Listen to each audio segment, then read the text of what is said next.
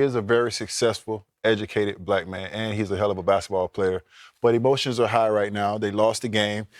He probably didn't play the way he would like to. He got a technical foul that he didn't think he deserved. So he's a little frustrated right now. I'm going to give him that. Yeah, I've been in that position before, so I understand his frustration. But what I will say is we're not going to judge.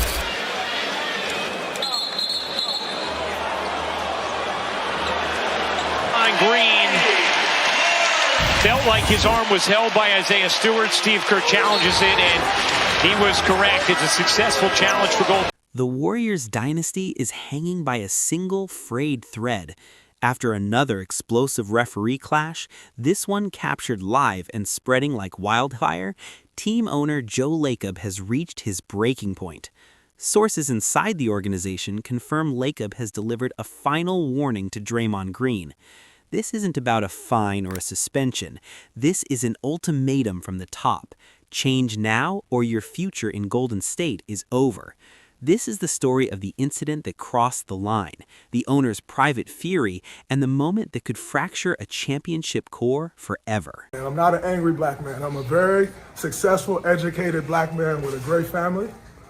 And I'm great at basketball. I'm great at what I do. The agenda to try to keep making me look like an angry black man is crazy. I'm sick of it. It's ridiculous. And this is the play that Draymond is upset about. He got a tech on this. Ball small defender. I'm going to try to be aggressive like he's been lately. Go to work in the post. Try to expose him down there. The setting was a tense mid-season road game for the Golden State Warriors, a contest dripping with playoff implications. In the third quarter, with the Warriors down 7, Draymond Green set what he believed was a clean, moving screen to free Stephen Curry. The veteran official, seeing a slight shift in Green's hips, whistled him for an offensive foul, his 4th personal. What followed wasn't a routine complaint, it was a volcanic eruption. Green immediately turned and stalked the official, getting well within the official's personal space. Network microphones picked up the beginning of the tirade.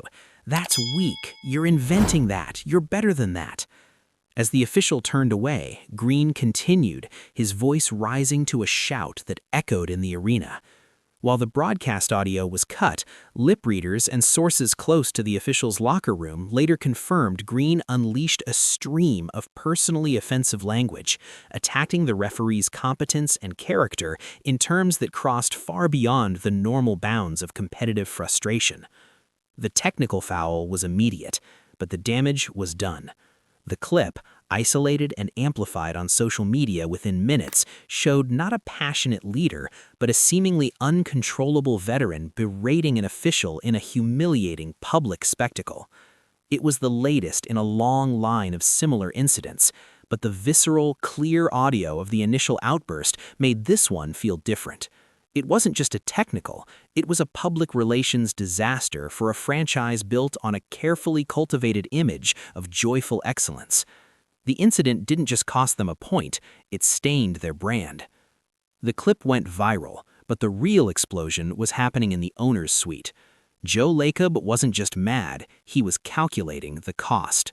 To see his ruthless response, you need to subscribe. They're practically crying. Being honest, that hurt. That hurt a lot. And my wife was sitting over there. She had tears coming down her eye. My kids were sitting there. That was a pretty, like one of the most awful things I've ever been through in my life. Athletes, maybe you're used to getting booed on the court. You know, it happens when you go to a foreign arena, right? Yeah. No, we played in Philly, so it happened on the home and road. Yeah, home and road. Yeah. Once you leave college, it's damn near all your fault. It's into Wembanyama with the jackhammer. Rocks the rim. Fouled on the play. Words after it. We need more of that. While social media dissected the clip, Warriors owner Joe Lacob was processing the incident through a very different lens. For Lacob, a venture capitalist who views the franchise as the crown jewel of his portfolio, Draymond Green's outburst wasn't just an emotional lapse, it was a multi-million-dollar risk event. Sources describe Lacob's reaction in the immediate aftermath as a cold, focused fury. He wasn't screaming in the suite, he was silent, his mind running calculations that had nothing to do with the scoreboard. His calculus involved several converging, costly variables. First was the corrosion of the Warriors' meticulously crafted brand. The franchise markets itself on a trinity: Curry's joy, Thompson's resilience, and Green's fiery leadership. When that fire rages out of control into public, abusive tirades, it tarnishes the entire product. High-value sponsorships, particularly those tied to family and community, become harder to justify and more expensive to insure against reputational damage. Green wasn't just getting a technical, he was devaluing the commercial entity Lacob had spent over $1 billion to build. Second was the practical on-court tax. Lacob and the front office operate with the acute understanding of the Draymond effect on officiating. Every technical, every public confrontation is seen as a withdrawal from a finite bank of referee goodwill. This incident, with its captured audio and viral spread, was a massive, non-deductible withdrawal. It made it less likely the Warriors would get a crucial 50-50 call in a Game 7, a tangible competitive disadvantage that no amount of coaching could fix. Third, and most urgent, was the ticking clock of the roster. Stephen Curry remains in his prime, but the championship window is undeniable and narrowing. Every season of his elite play is an irreplaceable asset. Lacob views Draymond's volatility as the single greatest threat to capitalizing on Curry's final peak years. An avoidable suspension in the playoffs, sparked by a similar outburst, could waste an entire season of investment and opportunity. In Lacob's eyes, Draymond was gambling with Curry's legacy and, by extension, the franchise's final shots at glory. For Lacob, the incident wasn't a basketball problem, it was an existential risk management failure, and his response would be that of a CEO protecting his most valuable assets. The financial and competitive cost was clear. The next move was a private meeting that would change everything. To hear the details of the final warning, subscribe now. Yes, I will. I will just say yes if that's the answer you want. But it's really even more basic than that. Whether Steph Curry is here or not, we don't want to be a 500 team. And for whatever reasons, that's what we have been. And I think we saw enough of what this year was and decided we needed to help these guys a little bit with a little change in the roster. And we did that, and they're executing so far. And I will tell you, though, I find it very ironic that I got a technical foul for telling a Caucasian referee not to put his hand in my face. As a black man in America, don't put your hand in my face. The meeting was not held in the familiar, trophy-lined halls of the Chase Center. It took place the following morning in the austere, modern confines of Joe Lacob's private office in Silicon Valley. In attendance, Lacob, General Manager Mike Dunleavy Jr., and a somber Draymond Green. Head coach Steve Kerr was notably absent. This was not a basketball discussion. It was a corporate disciplinary hearing. According to sources familiar with the dynamics, Lacob opened not with an emotional rebuke, but with a presentation of sorts. He laid out in stark terms the three-tiered cost analysis: the brand erosion quantified by their marketing department's risk assessment, the competitive referee tax illustrated by late-game foul call statistics from games following Green's previous incidents, and the sobering timeline of Stephen Curry's remaining prime. He reportedly presented internal models showing the decreased probability of a championship run should Green incur a playoff suspension. Then came the ultimatum, delivered not as a shout, but as a cold, flat statement. This is the last time we have this conversation, Draymond. The next incident, not just a suspension, but any public outburst that damages this team's reputation or chances, will be your last in a Warriors uniform. We will pursue every avenue to move you. This is not a negotiation. It is your final warning. The phrasing was critical. Every avenue to move you. This signaled a willingness to explore a trade, a buyout, or even waiving him via the stretch provision, an unprecedented nuclear option for a franchise icon. Lacob made it clear that Green's legacy and past contributions were now separate from the business decision facing the franchise. The emotional capital had been spent. Only future behavior mattered. Green's response, per sources, was initially one of stunned silence, followed by a heated but controlled defense. He argued his passion was inextricable from what made him great, that he was being unfairly targeted, and that the organization was betraying his loyalty. Lacob reportedly listened, then reiterated his position without raising his voice. The parameters were set. The meeting ended with Green storming out and Lacob turning to Dunleavy to begin the confidential process of gauging his trade value around the league, a necessary contingency plan should the final warning be ignored. The message had been delivered. The Warriors had drawn a line in the sand, not just for Draymond, but for the entire NBA to see. No player, no matter his pedigree, was bigger than the systemic viability of the franchise. The warning has been issued, but the real test is the court of public opinion and the next game. How does Draymond respond? How does the team react? The entire basketball world is watching his first step back onto the floor. Don't miss the pressure cooker. Subscribe now. Part of the season is in our ability to get into a rhythm and secure a playing opportunity and give ourselves a shot. We don't want to have self-inflicted wounds when it comes to that. And we all care, we all are passionate about it. So a couple days ago in college basketball, A.J. DeBonsa scores 43 points. Kingston Flemings from Houston scores 42 points. Keaton Wegler from Illinois scores 46 points. Cam Boozer from Duke scores 32 points. News of the final warning did not remain secret for long. Within 24 hours of the meeting, the broad strokes were reported by a connected NBA insider. Warriors ownership has issued Draymond Green a final ultimatum following referee incident. The specifics were scarce, but the gravity was clear. The basketball world now watched Draymond Green's every move with a microscope, turning the Warriors' next game into a high-stakes behavioral audition. The atmosphere at the Chase Center for that game was surreal. A palpable tension hung in the air, thicker than any playoff pressure. Every time Green came near an official, 18,000 fans held their breath. Every contested call was a potential trigger. He played, but it was a grotesque parody of his normal game. The fiery defensive quarterback was muted, communicating with hesitant hand signals instead of his trademark vocal orchestrations. He passed up open shots, deferring excessively. It was as if someone had removed the engine from a Formula One car and pushed it silently around the track. The Warriors won, but the victory felt hollow and strange.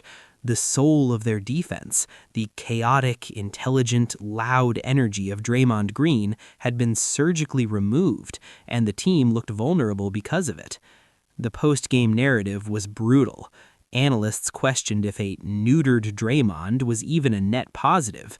Social media erupted with memes of Green biting his tongue, of him looking like a caged animal.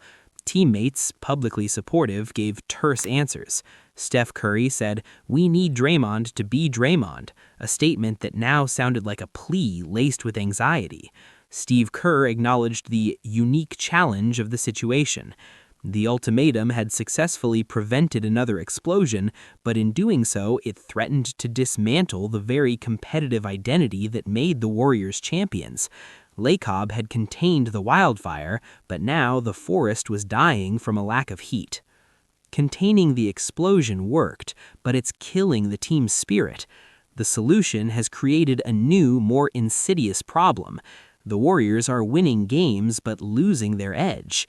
Now a new variable enters the equation, the league office. The NBA is about to make its own ruling on January 29th incident, and it could force Lacob's hand. The verdict is coming. Subscribe now. How important is it for you guys to get one like this? You know, I mean, you played well lately, but you had so many this season that you've lost. It's very important.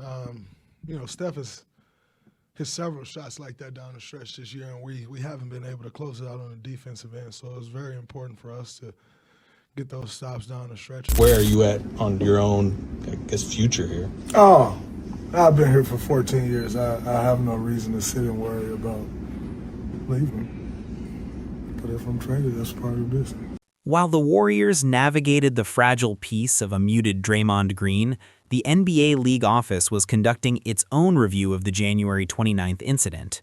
Commissioner Adam Silver, who has long championed referee respect and player conduct, viewed the captured audio and viral spread as a direct challenge to the league's authority and its officials' safety. The ruling came down 3 days after Lacob's private warning. It was severe, and it intentionally bypassed the team's internal discipline. Draymond Green was suspended for 5 games without pay for directing egregious, profane, and verbally abusive language at a game official and for conduct detrimental to the league. The statement emphasized the need to maintain a respectful and safe environment for all participants. For Joe Lacob, this was a nightmare scenario that validated his entire risk assessment. The suspension was a direct competitive penalty, 5 crucial games in a tight Western Conference race, gone. The financial cost of Green's lost salary was minor compared to the cost in the standings. More importantly, it proved that Green's behavior had consequences that the owner could not control or mitigate. The referee tax was no longer theoretical, it was a tangible 5-game deficit. The suspension also ripped off the band-aid of awkward silence Lacob had imposed. Green, now barred from the arena, took to his podcast. His tone was not fiery, but chillingly analytical and resigned.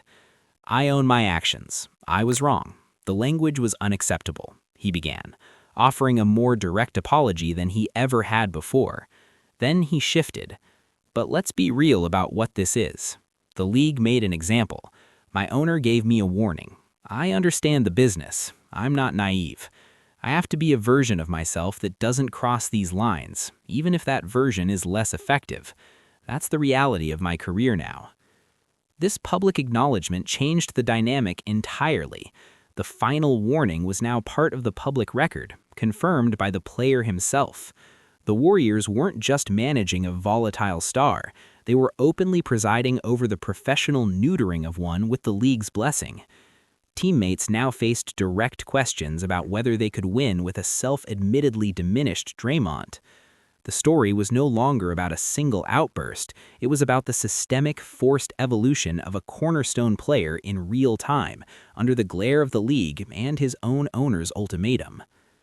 The suspension is served, the apology is made, Draymond is set to return, but the person coming back is not the one who left. The final chapter explores what Draymond Green version 2.0 looks like and whether a dynasty can survive its own forced reboot. The reintegration begins now. Subscribe for the conclusion. Do my post-game interview, all of those things. And as I said then, and I'll say now, I was wrong.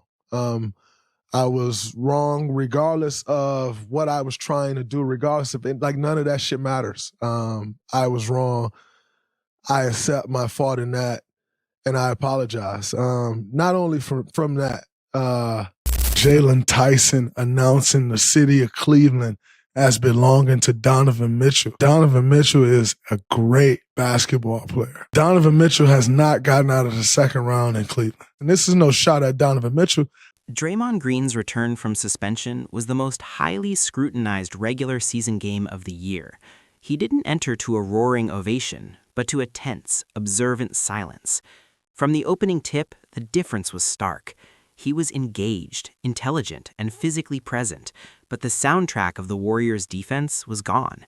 He communicated with sharp hand claps and pointed fingers, not the booming, organizing voice that had directed traffic for a decade. After a hard foul, he helped the opponent up. After a dubious call, he turned to the official, started to speak, then visibly stopped himself, turning away with a clenched jaw and walking to the bench. He played well. He made winning plays, but he was a governor on the team's emotional engine. The Warriors won, but it felt like a team operating under a new, restrictive set of protocols. The post-game questions to Steve Kerr and Stephen Curry were all variations of, "Can you win a championship like this?" Their answers were telling. Kerr, "We have to evolve, all of us." Curry, more pointedly, "He's still the heart of what we do. We just have to find a new pulse." The new pulse became the defining challenge of the Warriors season. Draymond was now a conditional cornerstone. His value was immense, but it was now framed by a list of forbidden actions, a list owned by Joe Lacob and enforced by the league. The fiery edge that unlocked his genius was the same edge that could now end his Warriors tenure. He was playing basketball in a straitjacket of his own making, tailored by his owner. For Joe Lacob, the experiment was a qualified success. The public relations disaster was contained. The brand was stabilizing. The immediate threat of a playoff-altering suspension was lowered. He had successfully imposed corporate risk management on a force of nature. But the cost, as the playoffs loomed, remained an open, terrifying question. Had he preserved the Warriors' championship viability, or had he surgically removed the very ingredient that made them champions when the pressure was highest? The saga of Draymond Green's final warning is the story of the modern NBA colliding with an immutable personality. Joe Lacob, the venture capitalist owner, saw a volatile asset threatening his billion-dollar investment and moved decisively to hedge the risk. He succeeded in imposing order, but in doing so, he may have inadvertently capped his team's ceiling. Draymond Green, in accepting the ultimatum, chose survival over sovereignty. He remains a warrior, but on terms that forever alter his essence. The Warriors are now a team caught between two eras, the joyous, chaotic fire of their dynasty's peak and the controlled, corporate-safe operation of its expensive twilight. They may still win, but they will never again win in quite the same way. The final warning wasn't just for Draymond, it was for the entire league. It declared that in today's NBA, no player's passion is too great to be managed, and no dynasty's soul is too sacred to be underwritten by a spreadsheet. What's more valuable to a team, the uncontrollable fire of a champion, or the managed, predictable stability demanded by a billion-dollar business? Let us know in the comments. For deep analysis of the boardroom battles that are rewriting the rules of NBA legacies, hit subscribe. We go inside the meetings where championships are risk managed.